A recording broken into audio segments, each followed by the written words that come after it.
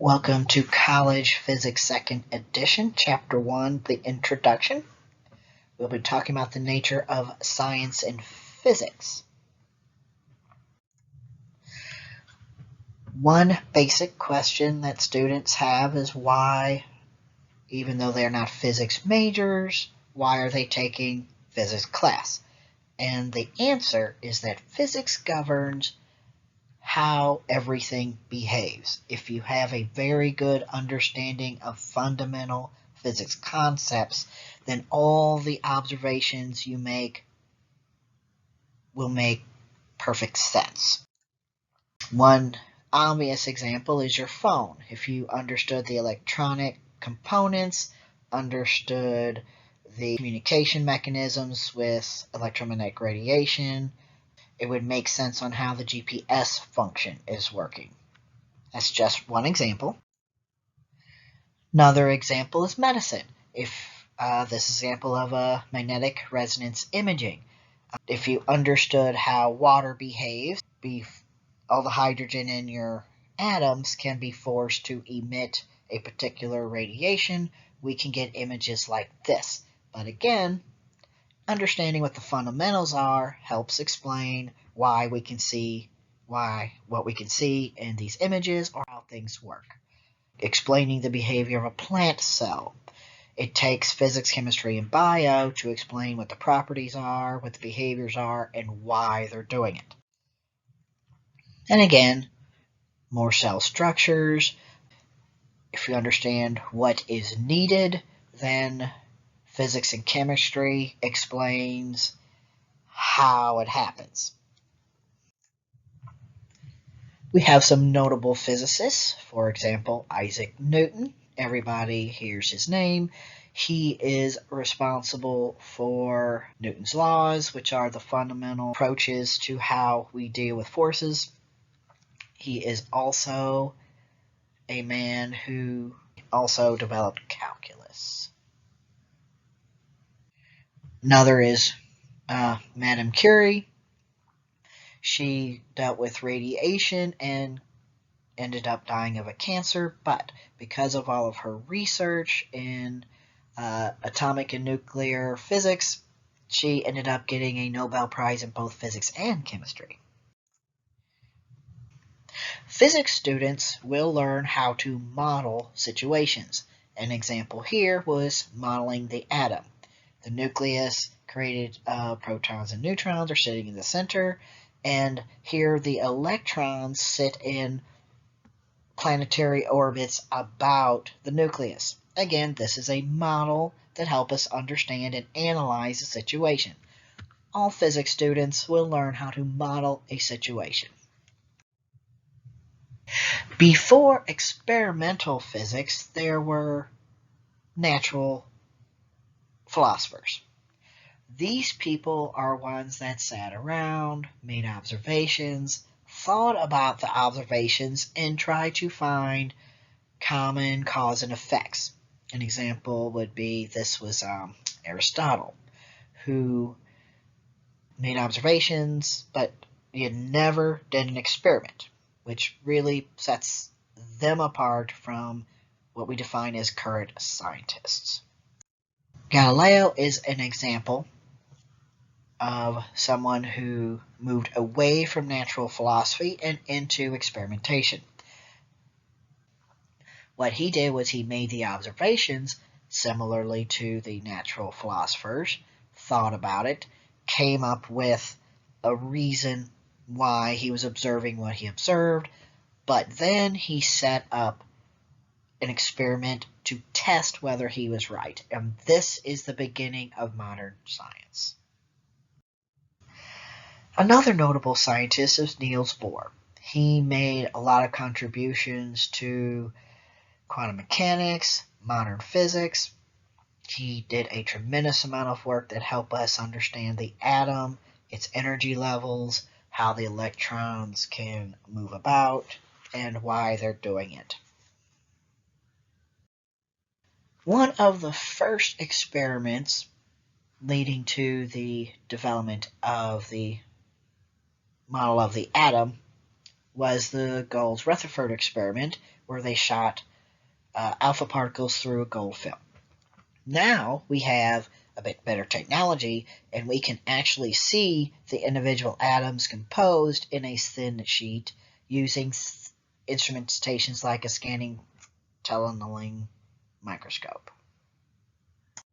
Units are fundamental to any science. If we do not have units, we do not have any idea what anyone else is saying. There is a lack of communication and understanding, so units are of the utmost value. For example, if I told you the cable is 20, you're going to ask me 20 what?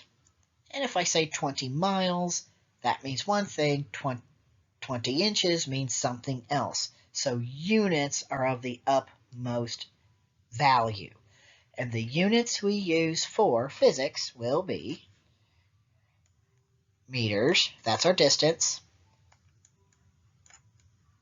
kilogram, that will be for mass, and seconds is used for time. These are our three fundamental units for physics.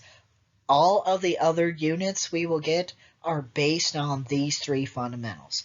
So our distance will be in meters, mass is in kilograms, and time will be in seconds.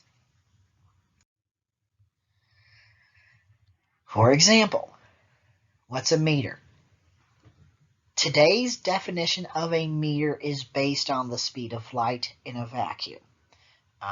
So here is officially the distance light travels in a vacuum in that many seconds. That's the formal definition. The way we can define time, today we use atomic clocks, such as, and specifically, the cesium atom. When distances get incredibly large, we tend to move away from the metric system and slide into units that make a little more sense, such as light years. Light year is defined as the distance light travels in 1 year in a vacuum. Basically, the distance light travels in space in 1 year. This is an incredibly large amount of distance, which we now have a new unit. So again, the units we use in general largely depend on the scale of the system we're talking about. The laws of physics can describe any phenomenon, including phenomena such as supernova remnants, like the Veiled Nebula. When we understand why it occurs, we understand why it glows. And today, we know the scale and the behavior, what's happening in this nebula. And we're talking about light years in scale that sits across. We also understand that the supernova itself is a massive event, high energy event, that allows for the creation of all elements on the periodic table.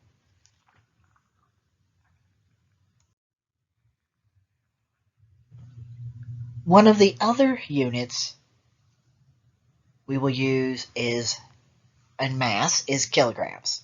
Now, massing and weighing are related but are fundamentally different. Mass in kilograms describes how much matter something is made of. Weight describes how much force the Earth is pulling down on said mass. So weight is force. Mass is how much material is sitting there. And what we typically do is we have a known against an unknown, which is how we determine either mass or weight. And again, our unit for mass will be kilograms.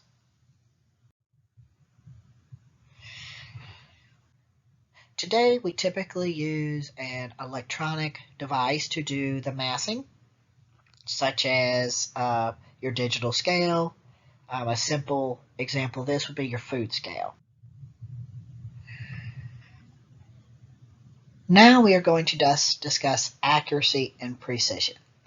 The best way to describe accuracy and precision is to use a bullseye.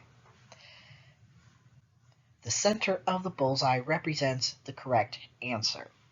The bullets are the experimental values. So accuracy represents when you can keep getting the correct answer. That is accuracy. Precision is a bit different. Accuracy and precision tend to be used as synonyms, but inside the classroom they mean something else. Accuracy is getting to the right answer. Precision represents the ability to keep reproducing an answer. So in this bullseye, the precision is high, but the accuracy is low. Estimating is a very useful tool. If you estimate, you can get a ballpark answer and know what you're looking at or looking for. For example, this stack is 100 $100 bills, which means it is worth $10,000. So how many stacks make up $1 trillion? This is just using powers of 10 to answer.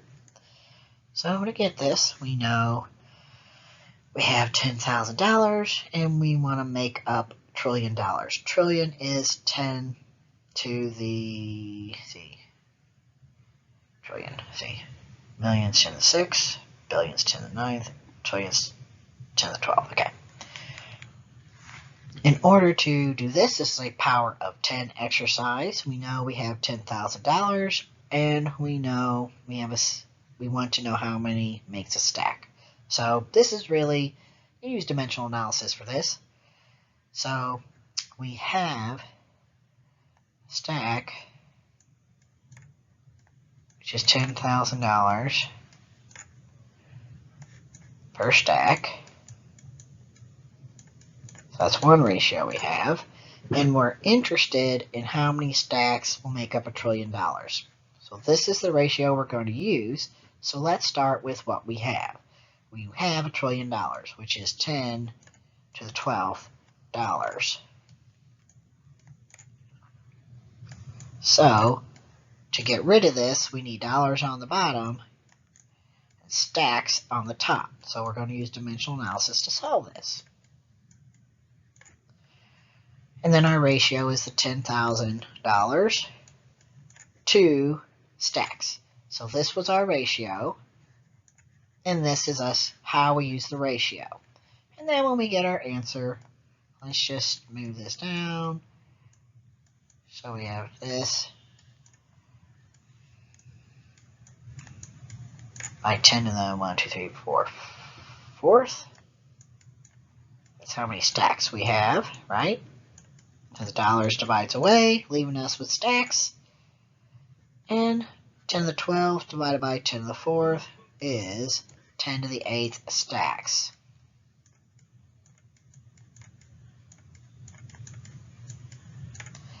That is how many stacks of money we would have for $1 trillion.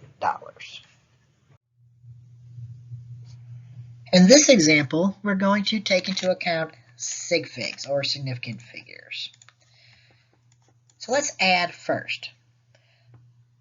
So let's do, I prefer this way, to write the one with more sig figs on top and the least sig figs on the bottom. It doesn't really matter, but I prefer that. Let's go ahead and add them as you would anyway. So we get 6, 9.5. Now this is if you just use straight addition. The problem is, this is an accurate answer, meaning we have to take into account sig figs. And because of the way sig figs work, the least sig fig is here, which means this third digit is gone, which means the actual answer will be rounded up to 6.0. That is the actual answer to this problem. Alright, now let's do the example where we multiply, because the sig fig rules are different with multiplication and division. So let's do the 5.251 times basically 3.0, which is same as 3. Okay, which gets us 3, 15, carry the 1, that becomes a 7, that becomes a 15. We have 3 sig figs, so it becomes 15.735. Now that is the answer when you multiply. Now when we take into account sig figs, we have to do this. This one has 4 sig figs. This one has 2 sig figs, which means that's how many sig figs the final answer must have, which means our answer is actually only 16.